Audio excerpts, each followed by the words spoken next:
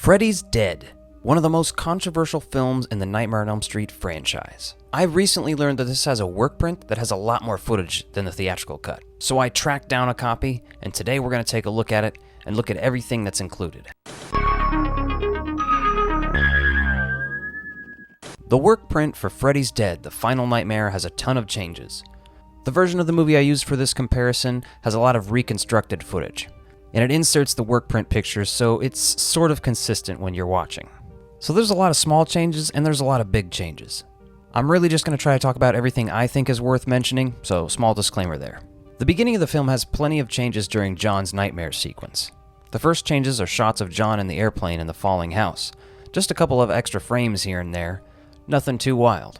During the Wizard of Oz bit, which being from Kansas, I always love this bit in this movie. It's perfect, it's beautiful, I love it. The actual Wizard of Oz score is used here.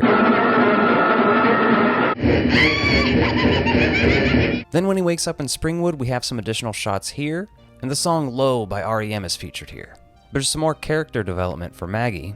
There's more of her before she arrived at the clinic, a sympathy card for her recently deceased father. This gives us more backstory and expands her character a bit more. She also dreams about playing tag with her dad, and she wakes up to her mother visiting her, bringing her a birthday cake. She sort of appreciates her mother's visit, but doesn't ultimately. She kind of rejects her in the end here. I do think it's a little fascinating, and it highlights some of the trauma she has, especially later in the film. Later on, Maggie's talking to Doc, and they have a discussion about the 3D glasses and dream demons. What are these? Different way to look at things. The kids have to see their problems before they can face them. These are ancient dream demons. Showing the 3D glasses here could have teased the audiences in the theater at the time, but going forward has no real purpose, so... Then there's a scene with Tracy training and working out with Doc. They continue and we see a shot of John falling asleep in the office. Then a bunch of light bulbs explode. It distracts Doc long enough for her to get a shot in at him. Later on, during another one of John's nightmares, he runs into other versions of himself, not just the one that we see in the theatrical cut. And then he bumps into Freddy himself with an alarm clock. This is your wake-up call, sonny boy! Anything with more Freddy, I think you should leave in, for sure.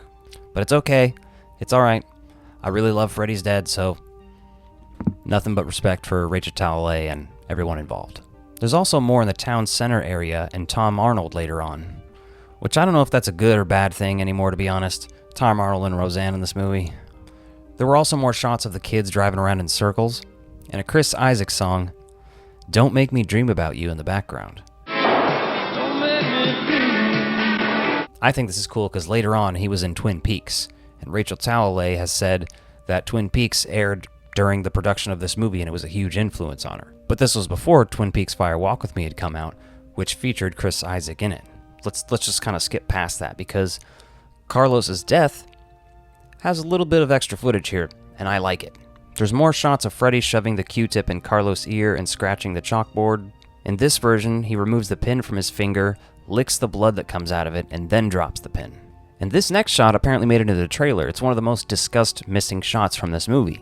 It's when Carlos gets his soul taken from Freddy, Mortal Kombat style. And it's not the only soul suck in this workprint. At one point, Maggie is looking for Carlos and Spencer and finds Freddy's workshop in the basement. She says aloud, Mrs. Kruger's house. Another small but fun change is in this version, while Freddy is gaming, you hear the original Mario Brothers music.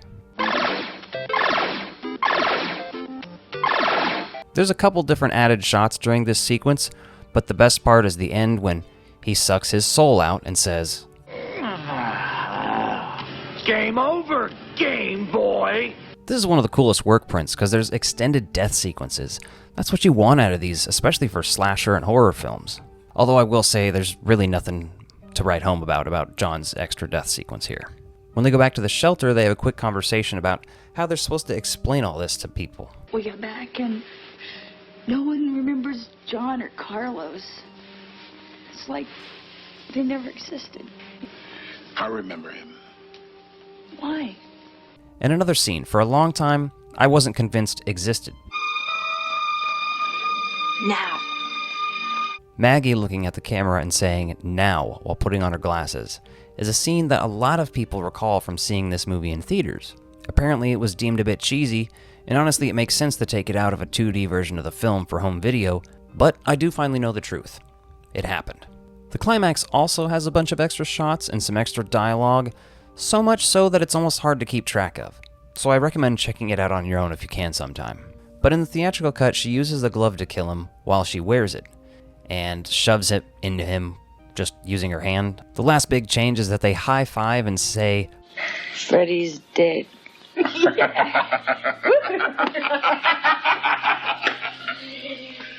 The workprint in these deleted scenes are something I hope a lot of you seek out on your own after this. It's not hard to find, and it's worth watching if you're a big fan like I am. Freddy's Dead is a movie I personally have strong feelings for. Some of that's nostalgia from my teen years, from when I bought this DVD set for the first time that contained all the movies. Me and my brothers sat together and watched every last Nightmare on Elm Street movie. We would head up the 24-hour Walmart at the time, get some hot fudge sundae Pop-Tarts, some Oreos, and sit in front of the TV at 3 in the morning and watch this shit. Beautiful time. And anytime I'm presented with the option to watch more of Robert Englund as Freddy Krueger, something more from this universe, I'm going to watch it. I'm going to take that opportunity. Let me know what you guys thought about this workprint in the comments down below. Love to hear from you. Quick thank you to my channel members and Patreon subscribers. If you want more ecto-violence, including exclusive videos and behind-the-scenes content, become a member by clicking the links in the description below.